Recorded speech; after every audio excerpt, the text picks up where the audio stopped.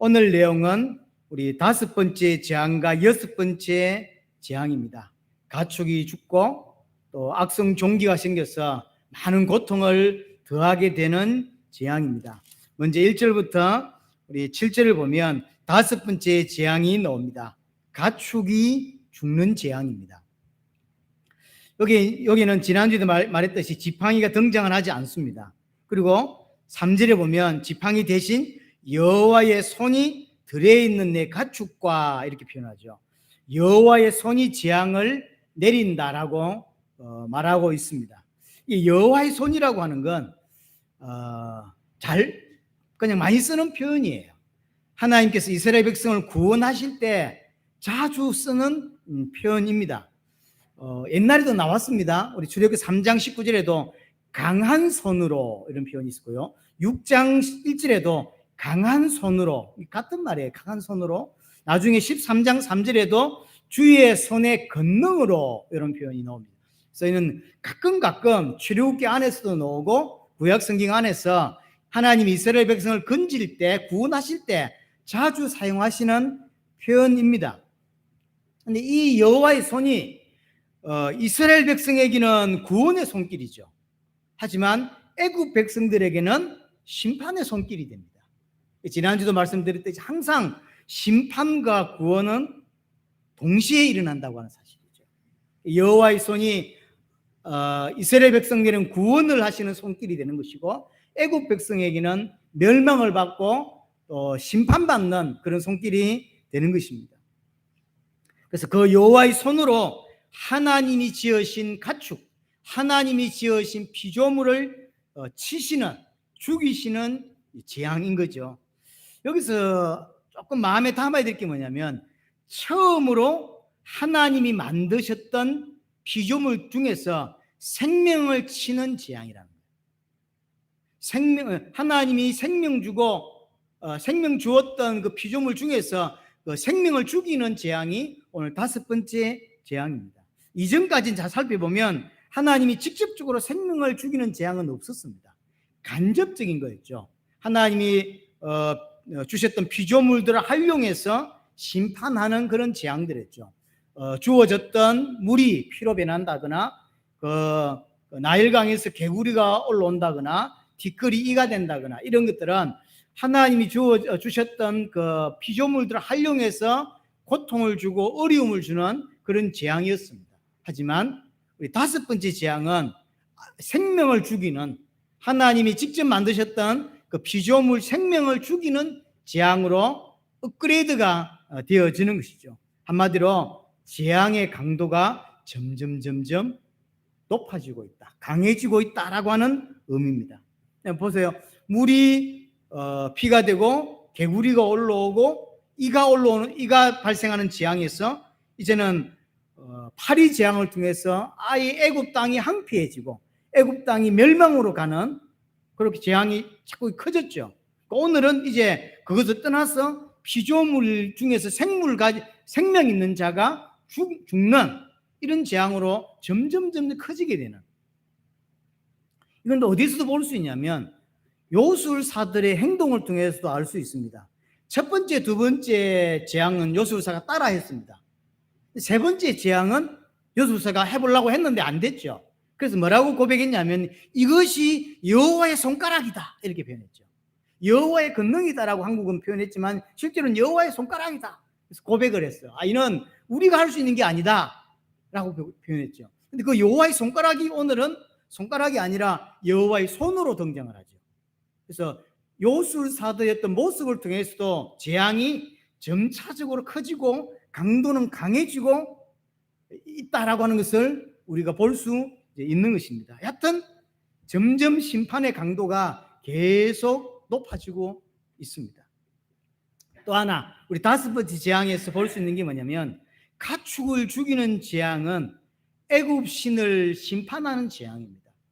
지금 애굽 사람들은 하토르라고 하는 여신을 섬겼어요. 이 하토르가 뭐냐면 이제 이게 가축 신이에요.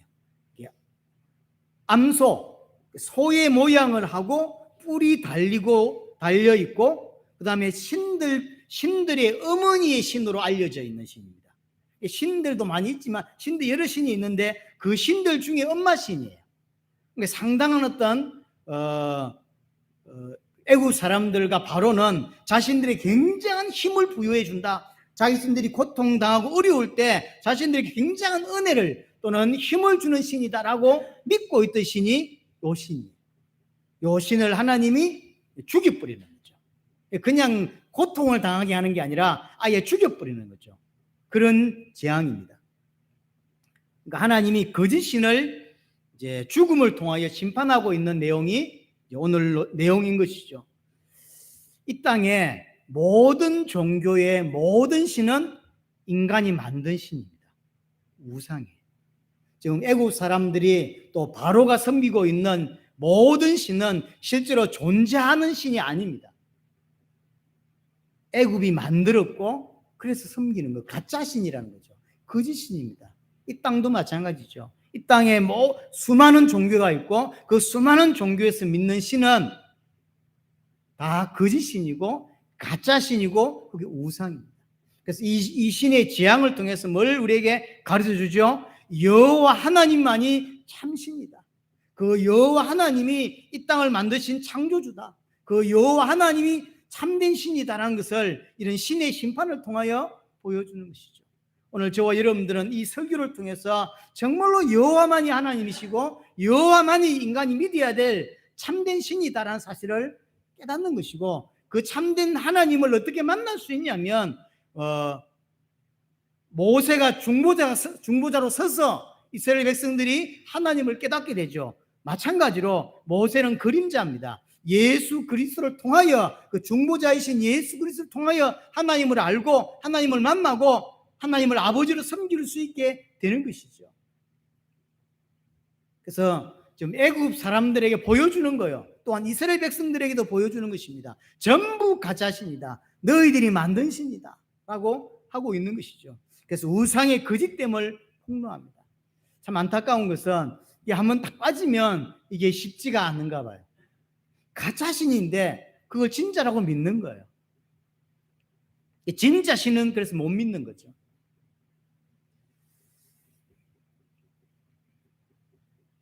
가축은 하나님께서 생명을 주어서 만든 피조물이고 하나님의 창조물입니다.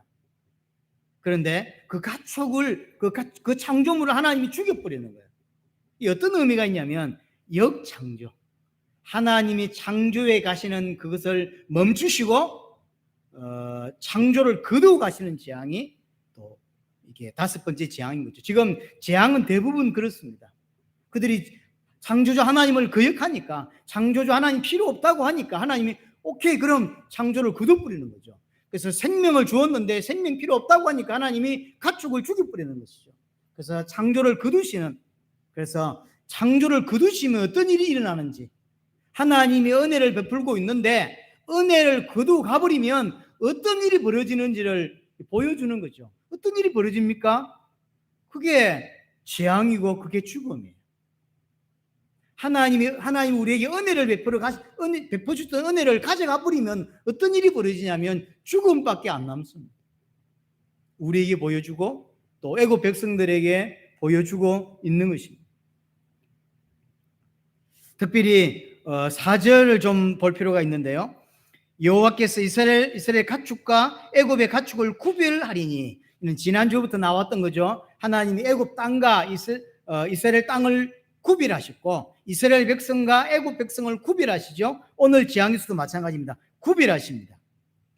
그래서 어떻게 구별하시냐면 이스라엘 자손에게 속한 것은 하나도 죽지 아니하고 애굽에 있는 가축만 다 죽이셨다라고 표현을 하죠. 극과 극의 일이 벌어진 거예요. 하나님이 구별로 말미암아. 그래서 애굽의 모든 가축이 다 죽었다 이렇게 말하고, 반대로 이스라엘은 하나도 안 죽었다. 하나님이 구별해 가시는, 우리가 저와 여러분 이 땅을 살아가면서 똑같은 어려움을 당합니다. 우리가 기독교인이기 때문에 불신자가 당하는 어려움을 당하지 않는 게 아니에요. 100% 똑같이 당합니다. 하지만 하나님은 우리를 구별하신다니까요. 그렇죠? 우리 구별하세요. 그 속에서 하나님의 계획을 두고 구별하시고 재앙 가운데 살피시고 인도하시는 거예요. 그래서 사회에 TV 틀면 뭐 엄청난 어려움과 큰 사건과 문제들이 계속 발생하죠. 특별히 지난주에 보면 신림동에 묻지마 살인 때문에 막 나라가 뒤숭숭한데 그런 거 보고 너무 두려워할 필요 없어요. 앞으로 계속 일어날 일들이에요. 지난주에 제가 말씀을 드렸죠. 하나님이 재앙을 통해서 여러 가지 사건들을 통해서 세상에서 정을 떼게 한다 그랬죠. 발붙일 곳이 아니라는 것을 설명해 주신다 그랬죠. 이런 사건이 바로 그런 거예요. 그런 걸 보면서 정말 무섭다 세상. 그리고 정말로 못 살겠다 이런 생각이 들죠. 왜냐하면 내가 발붙이고 재미있게 살 동네가 아니라는 걸 계속 가르쳐주는 거예요. 하지만 그 재앙이 계속 떨어져도 일어나도 우리는 상관이 없는 거예요. 하나님이 구별하십니다. 여러분들이 고민하고 염려하고 저런 거 당하면 나도 당하면 어떡하지? 그래서 지금 그 호심용품이 막 300% 팔린다 그러죠. 엄청나게. 가게들마다 뭐 스프레이 같은 것도, 그 다음에 어떤 아저씨 인터뷰 봤는데 전기 충격기를 이렇게 갖고 다닌다 하더라고요. 모르니까.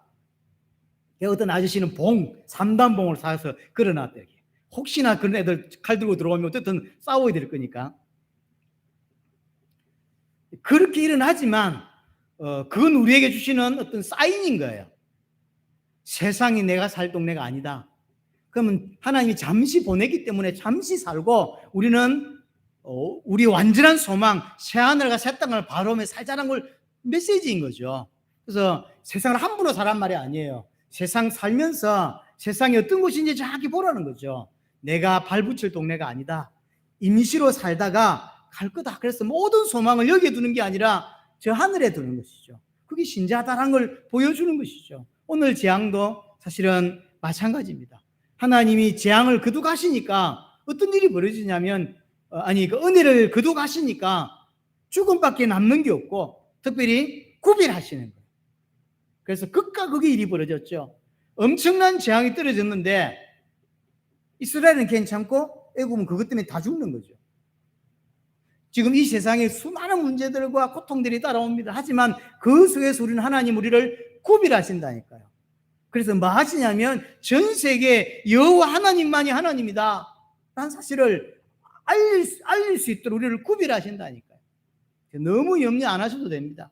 분명히 우리가 분노할 만한 사건, 우리가 막 붕괴할 만한 사건들이 세상에 계속 들어닥치겠지만 그것은 애굽 땅에 들어닥친 재앙과 똑같은 거예요. 그것 때문에 이스라엘 백성이 죽는 게 아닙니다. 여러 가지 어려움을 당할 수 있지만 절대로 망하거나 죽는 게 아닌 것이죠. 근데 한 가지 이제 고민해야 될 게 진짜 다 죽었냐는 거예요. 오늘 뭐라고 표현했냐면 다 죽었다 그랬죠. 이스라엘 백성들의 가축은 다 살아있고 애굽 가축은 다 죽었다는 거예요. 다 죽었냐? 아닙니다. 9절을 보시면 이제 6번째 재앙이 나오는 거죠. 9절을 보시면 그 죄가 애굽 온 땅에 뒷거리 되어 애굽 온 땅에 사람과 짐승에게 붙었어. 이 짐승이 어디서 나온 거죠? 짐승 다 죽었다 했는데 다 죽은 게 아닌 거죠. 또 19절에도 보시면 이제 사람을 보내어 내 가축과 내 들에 있는 것을 다 모으라 그러죠. 가축과 그 짐승이나 무릇 이렇게 놓으죠. 있어요. 다 죽었다고 했는데 다 안 죽었죠. 이 말은 다 죽었다는 의미가 아니라 엄청나게 많이 죽었다는 의미인 거죠. 우리가 이런 표현들 많이 쓰잖아요. 사람이 몇 명 죽었는데 막 난리 났다고 전쟁 났다 그러죠. 그 전쟁 났냐면 안 그렇습니다.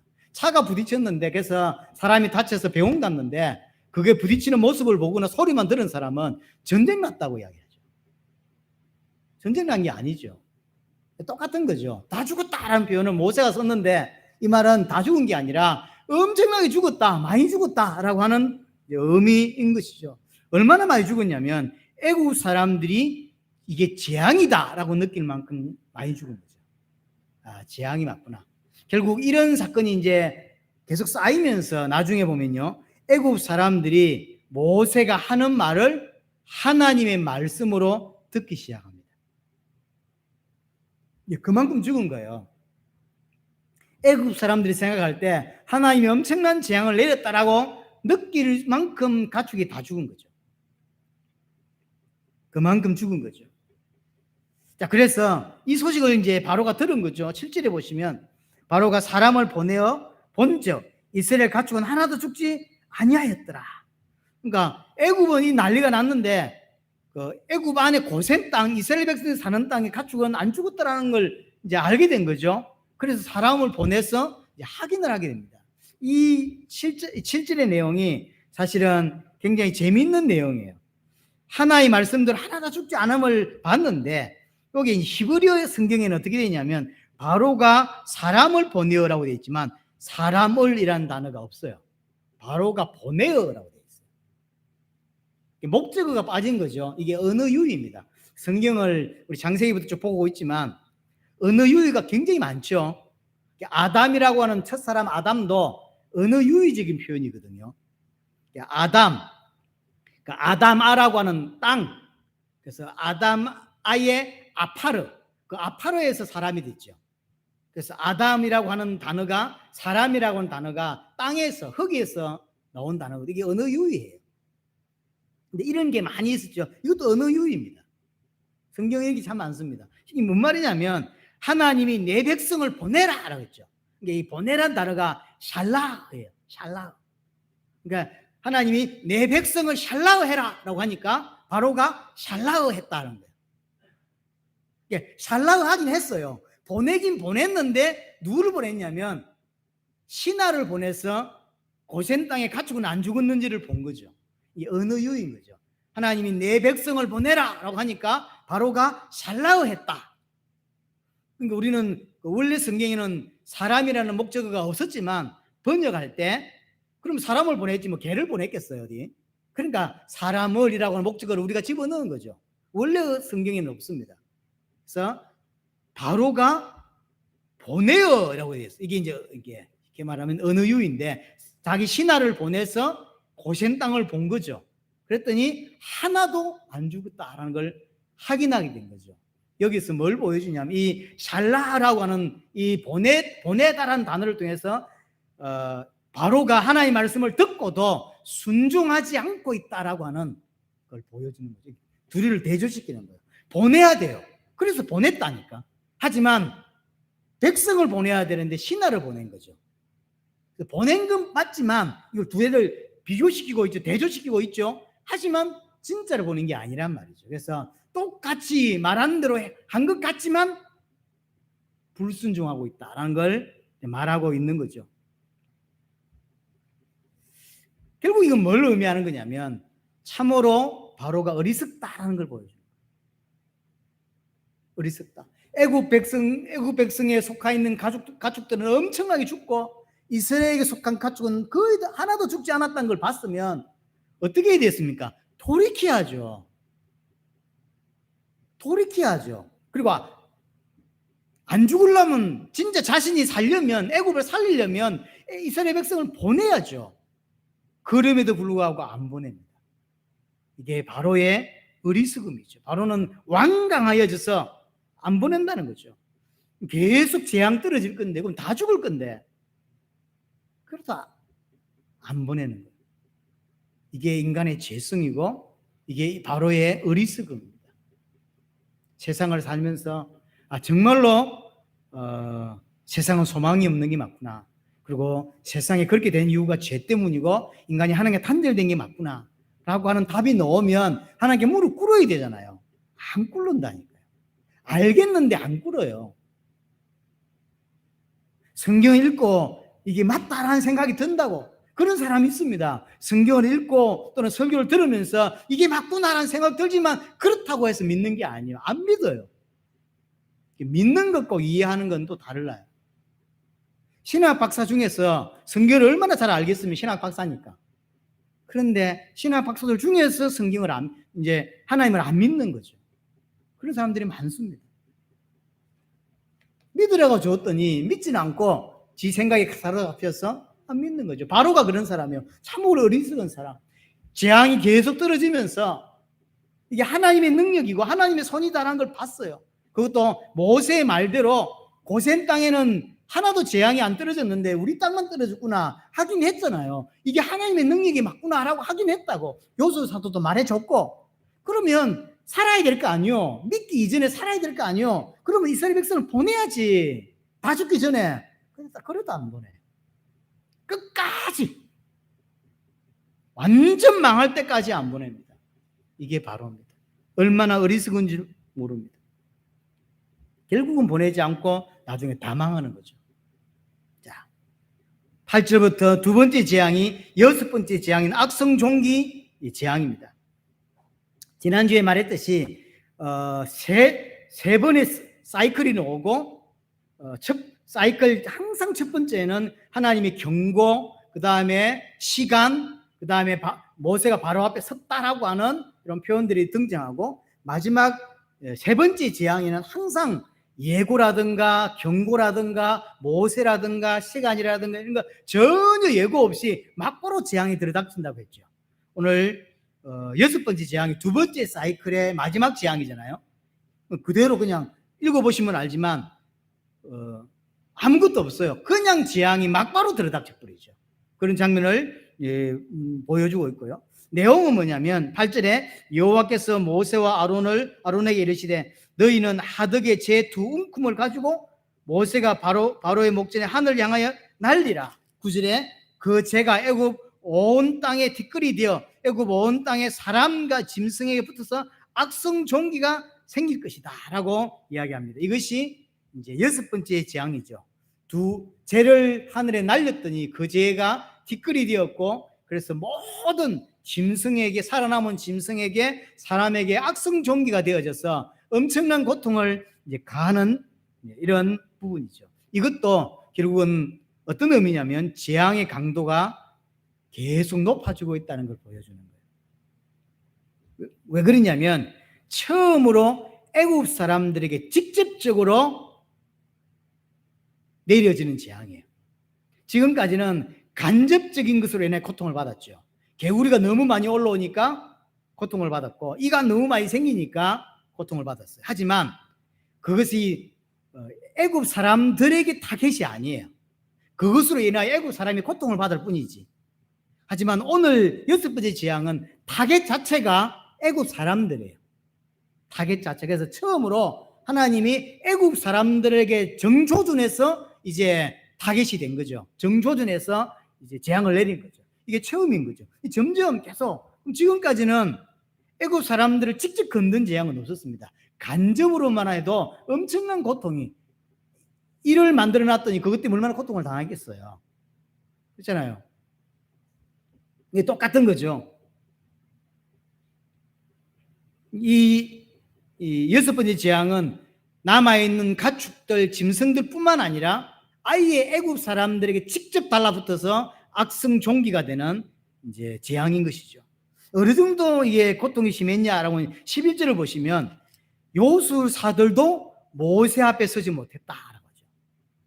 그러니까 이제 항상 요술사들이 등장하죠. 특별한 능력을 가지고 특별한 힘을 가지고 있는 일반 애국 사람과 다른 존재가 요술사들입니다. 그들이 믿는 신에 의하여 어떤 힘을 가지고 있는 존재. 그래서 항상 등장해요. 하지만 이런 능력 있는 요술사들도 모세 앞에 서지 못할 만큼 악성 종기가 심각한 거죠. 그래서 요술사로부터 모든 애굽 사람들에게 이제 종기가 다 생긴 거예요. 한마디로 말하면 애굽 사람들에게 생명의 위협을 느끼게 만드는 재앙이 바로 여섯 번째 재앙이에요.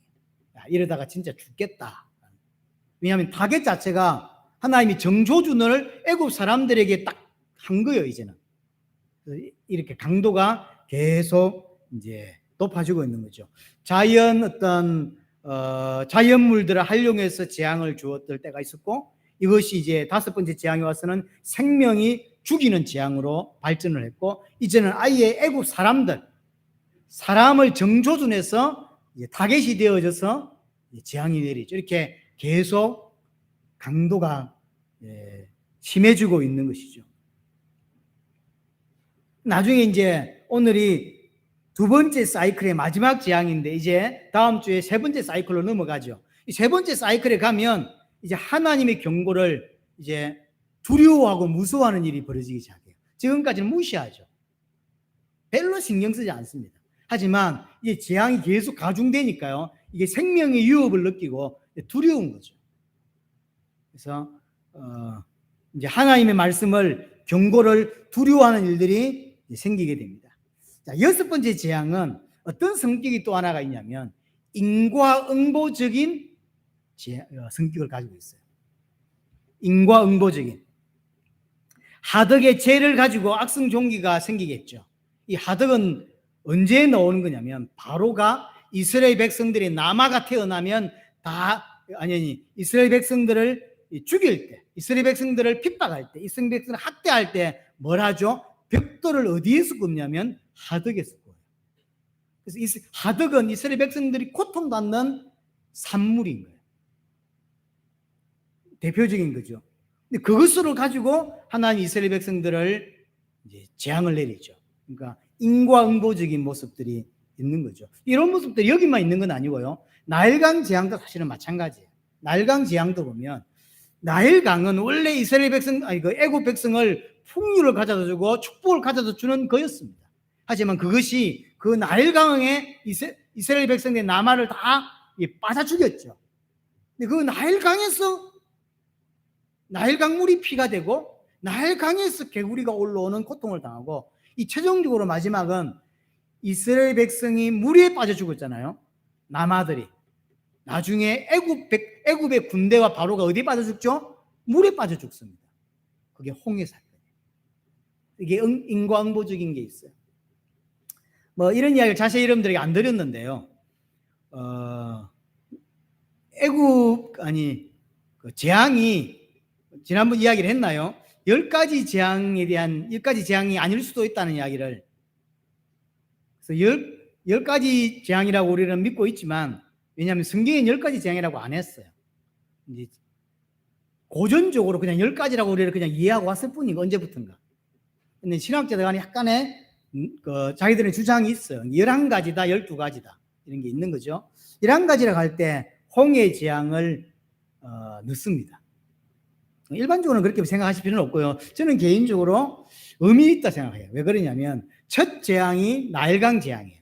마지막 재앙이 홍해 사건 재앙으로 해서 마무리가 되는. 그래서 아예 그거로부터 딱 분리가 되죠. 그래서 실제로 신학자들 중에서 꽤 많은 숫자는 홍해 사건을 재앙으로 봐야 된다라고 합니다. 그래서 물로 시작해서 물로 끝이 나고요. 근데 이 물이 그냥 물이 아니라 성경에서 물이 굉장히 중요하게 활용될 때가 많거든요. 그런 여러 가지 이유로 인하여 11가지로 봐야 된다라고 하는 신학자들도 꽤나 많이 있습니다. 하지만 어느 순간, 언제부터인지는 모릅니다. 어느 순간부터 전 세계에서 그냥 10가지 재앙이라고 사용해 왔어요. 그래서 우리도 10가지라고 믿어왔고, 저는 한 번도 11가지라고 생각해 본 적이 없었습니다. 근데 이번에 이제 재앙을 쭉 공부하고 제가 자료를 찾으면서 꽤 많은 신학자들은 11가지라고 믿고 12가지라고 믿는 신학자들도 있습니다. 그럼 12가지면 뭐가 한 가지 더 플러스 됐냐면 지팡이가 뱀된 거. 그건 재앙이라고 볼 수 있나요? 그건 재앙이라고 볼 수 없어요. 사실은 그래서 좀 무리가 있는 거죠. 오바에 그거는. 신학자들이 오바한 거죠. 저는 재앙이라고 볼 수 없고, 굳이 하나를 더 하자면 홍해 사건은 재앙이라고 넣는 것도 저는 나쁘지 않다고 생각합니다. 물론 이제 특수부대들, 바로왕이 죽었기 때문에 전체 이스라엘 백성들은 아니지 않냐라고 하기 때문에 재앙에서 제외된 것 같기는 합니다. 여하튼 물로 시작해서 물로 마무리 되어지는 건 사실입니다. 여하튼 인과응보적인 부분이 분명히 있다고 하는 것이죠. 자, 그런데 이 재앙이 이렇게 계속 강도가 높아지고 있잖아요. 그럼 바로가 우리 5번째 재앙에서도 봤지만 좀 마음을 돌이켜야 될 거 아니에요. 근데 안 돌이켜요. 12절에 보시면 그러나 여호와께서 바로의 마음을 완악하게 하셨으므로 라는 표현이 쓰고 있죠. 아까 우리 7절에서도 뭐라고 배웠냐면 완악해졌다라고 이야기를 합니다. 바로는 계속 완악합니다. 근데 그 완악한 것이 하나님이 그렇게 완악하게 하셨다라고 표현을 하고 있다는 거죠. 이게 지금 둘이 충돌되는 것처럼 보인다고요. 우리 저기 4장 21절에 보면 그렇게 될 거라고 하나님이 이미 말씀을 하셨던 적 있죠. 네가 이렇게 모세에게 이렇게 말할 건데 말하면 바로 듣는 게 아니라 내가 바로의 마음을 완악하게 해서 절대 내 백성을 보내지 않게 할 거다. 그리고 이렇게 되다가 나중에 보낼 거다라고 이야기를 했죠. 그 결과로 사실은 바로의 마음이 완악한 게 맞는 거죠. 그러면 이제 이게 두 개가 뭔가가 부딪히는 것 같아요. 분명히 바로는 그 로봇이었는가? 아니면 자기의 의지, 자신의 의지를 가지고 하나님을 대적했는가? 아니면 로봇이어서 하나님이 그렇게 조정하니까 그렇게 됐는가? 자유의지로 된 거죠. 바로의 자유의지입니다. 바로의 자유의지가 분명합니다. 하지만 성경은 그것조차도 하나님이 컨트롤하고 있다라고 하는 거예요. 그래서 우리가 볼 때 이게 둘이가 충돌하는 것처럼 보인다고. 이게 안 맞잖아요. 자유의지면 의지고 하나님의 컨트롤이면 컨트롤이지, 이게 안 맞잖아요. 근데 성경은 안 부딪힌다고 이야기하는 거예요. 출애굽기 4장에서 하나님이 그렇게 말씀하셨고 그 말씀하신 대로 성취되고 있는 거다라고 이야기를 하는 것이죠. 출애굽기에서 가장 중요한 핵심 중에 하나가 뭐냐면 하나님이 모든 것을 컨트롤하고 있다라고 하는 이야기예요. 바로가 마음을 완악하게 한 것도 자유의지가 맞고, 그 자유의지를 그렇게 할 수 있도록 하신 분도 하나님이 맞다라고 이야기를 하죠. 근데 우리는 이게 이해하기가 쉽지가 않습니다.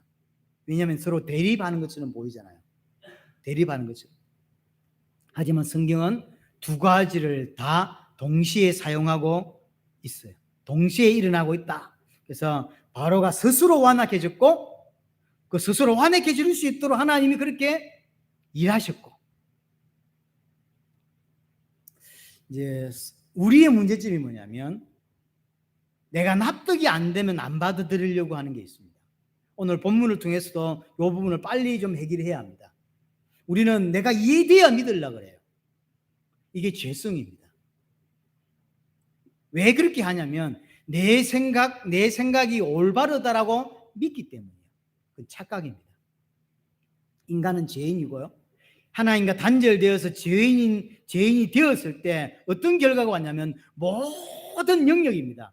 모든 영역에서 오염과 부패가 일어났어요. 이런 감정, 그 다음에 생각, 그 다음에 보는 눈, 감각, 오감, 모든 부분들이 다 틀어져 있다니까요. 삐뚤어져 있어요. 그래서 내가 보는 게 정확지 않다니까요.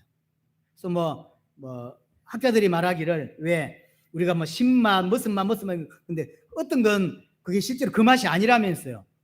그런 게 우리가 잘못 이해하는 게 있다면서요. 똑같은 거예요. 우리는 죄인이 되었고, 죄인이 되었다는 게 뭐냐면 모든 부분에 뒤틀어져 있다는 거예요. 그래서 생각과 사상과 그 다음에 느끼는 감각과 이 모든 것도 다 오염되어 있고 부패되어 있습니다. 이게 틀어져 있다고. 내가 보는 게 정확지 않습니다. 정확지 않아요. 분명히 대각직선인데 실제로 계산을 하면 직선이 아닌 게 있죠. 우리 눈이 틀린 거라고.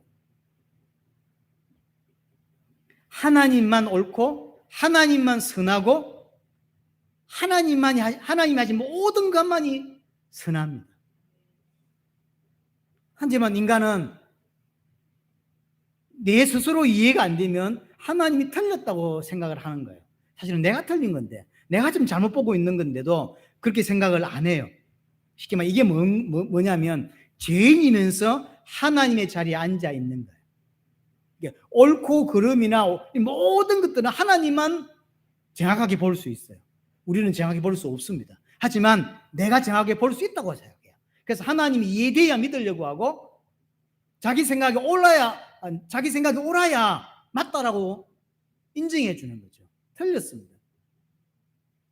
그래서 내가 생각할 때 옳은 대로 하나님이 행동해 주셔야만 하나님을 믿겠다라고 하는 거죠. 만약에 그렇게 믿는다면 그 사람이 믿는 하나님은 하나님이 아니라는 사실을 아셔야 돼요. 내가 만들어 놓은 하나님이에요. 내가 만들어 놓은 하나님이 내가 옳다고 생각하는 대로 행동을 해 주시는 거죠. 그건 하나님이 아닙니다. 그게 귀신이고 그게 우상입니다. 교회 와서 하나님이 아니라 우상 섬기는 성도들이 꽤 많다니까요. 지가 만든 하나님이라니까요. 여호와 하나님이 아닙니다. 이스라엘이 나중에 보면 자신들이 만든 하나님을 믿고 있잖아요. 진짜 하나님이 아니에요. 그러면서 여호와라고 부를 뿐이에요. 마치 나중에 보게 되겠지만 모세형 아론이 우상을 만들어 놓고 그 우상을 만들어 놓고 이 여호와가, 이게 우상을 보고 말했냐면 이 여호와가 우리를 애굽에서 건져내신 분이다 라고 표현하죠. 우상이에요. 똑같은 거죠. 그래서 성경은 하나님의 절대 주권과 인간의 자유의지가 동시에 일어난다라고 말하는 거예요. 우리는 그럼 어떻게 해야 됩니까? 이해가 안 되는데 믿는 거예요. 하나님 우리에게 믿음을 요구하는 거예요. 이것까지도. 우리가 상황이 맞기 때문에, 옳기 때문에 믿는 게 아닙니다. 하나님 말씀이기 때문에 믿는 거예요. 근데 내 생각이 너무나 이상해. 하지만 믿는 거예요. 그게 신자입니다. 이런 걸 통해서도 계속 믿음으로 나아가야 되고 믿음으로 성장해 가야 됩니다. 자, 구원받은 자와 구원받지 못한 자가 여기서 차이가 나는 거예요. 보세요. 뭘로 시비를 거냐면 아프리카에 어떤 부족들이 있는데 복음을 한 번도 들어본 적이 없는 거죠. 예를 들어 우리나라 같은 케이스도 고려시대나 조선시대 때 한 번도 복음을 들어보지 못하고 죽었고 어떻게 됐겠죠? 지옥 갔겠죠. 그러면 이제 시비를 거는 거죠. 아니, 하나님이 공평하지 않다는 거예요. 복음을 듣고 안 믿으면 지옥 간다면 이해할 받아들일 수 있지만 복음을 못 들었지 않냔 말이에요. 우리나라 조선시대에, 고려시대에 복음을 들었냐고. 안 들었는데 어떻게 믿음을 요구하냔 말이에요. 그러니 지옥 갔다고 하는 것은 하나님이 불공평하다.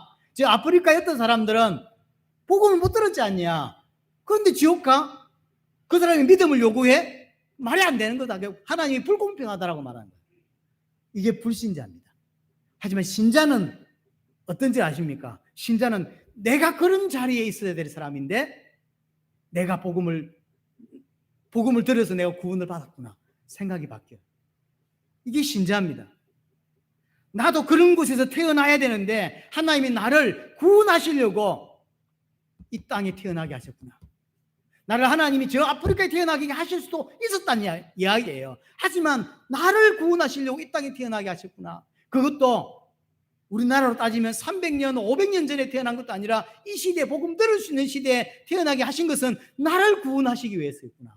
그렇게 깨닫는다. 그게 다르다니까요. 똑같은 상황에 있는데 어떤 사람은 내하고 상관없는 아프리카나 조선시대를 이야기하면서 하나님 불공평하다고 이야기하고 어떤 사람은 내가 그런 자리에 태어날 수 있었는데 나를 하나님이 사랑하셨구나 라고 깨닫는다고요. 이게 다른 거예요. 그래서 구원받으면 생각이 완전 달라진다니까요. 절대로 구원받은 자는 불공평하다 이렇게 말 안 한다니까요. 말 못하게 돼 있어요. 자기가 받은 은혜가 뭔지를 알기 때문에. 정리합니다. 애굽의 재앙의 강도가 점점점 강해지고 있고요. 심판이 다가오고 있습니다. 우리의 삶도 마찬가지입니다. 우리도 세상의 마지막을 향하여 가고 있습니다. 모든 사람들이 신학자든 일반 학자든 마찬가지로 지금을 말세지말이라는 이야기를 계속하고 또 어떤 신학자들은 실제로 주의 재림이 얼마나 하지 않은 거 아니냐라고 증거들을 계속 대주 이야기를 합니다. 근데 그 증거들이 큰 틀린 게 아니에요. 분명한 것은 그게 1000년 후에 일어날 일인지 만년 후에 일어날지 우리는 모릅니다. 하지만 우리는 뭔 생각을 가지고 있어야 되냐면 지금이 마지막 때라고 하는 사실을 가지고 있어야 된다고 하는 거예요. 우리는 마지막을 향하여 가고 있습니다. 이 마지막 때 어떤 일이 벌어지냐면 택함 받지 않은 사람은 끝까지 하나님을 대항하고 하나님을 대적하고 이런 살기가 힘들고 박하고 어려운 이런 상황 속이지만 택함 받은 자는 하나님 앞에 순종하는 일이 벌어진다는 거죠. 하나님께 회개하고 돌이키는 일이 벌어진다는 거예요. 계시록에 보면 마지막 때 악한 자는 더 악해져서 악을 계속 행하고 그 악한 시대에 선한 자는 계속 선을 행한대요. 이게 완전 달라진다니까요. 우리가 볼 때 저렇게 살면 안 돼. 왜냐하면 너무 시대가 악해요. 그런데 그 악함 속에서 신자는 선함으로 산다니까요. 그게 극과 극으로 나눠지는 거예요. 아니 이 극박된 세상에 너무 어려운 세상에 저렇게 살아가지고 어떻게 해? 라고 하지만 하나님의 은혜 받은 자는 그런 악함과 그런 난리와 상관없이 하나님 앞에서 선함으로 살아가는 거예요. 그게 그렇게 나눠지는 거죠. 내가 어렵다고 생각하는 사람은 그 생각 가지고 계속 하나님을 대적하고 내가 아무것도 아니구나. 내가 죽고 나를 부인하는 자는 전적으로 하나님을 인정하고 하나님께 순종하는 자로 나아가게 되는 것입니다. 자, 여러분에게 하나님을 대적하여 높아진 경관성이 있다고 합니다. 우리 안에. 그 성이 하나님의 강력으로, 예수 그리스도의 강력으로 말미암아 무너지고 온전히 하나님을 섬기는 여러분이 되시기를 바랍니다.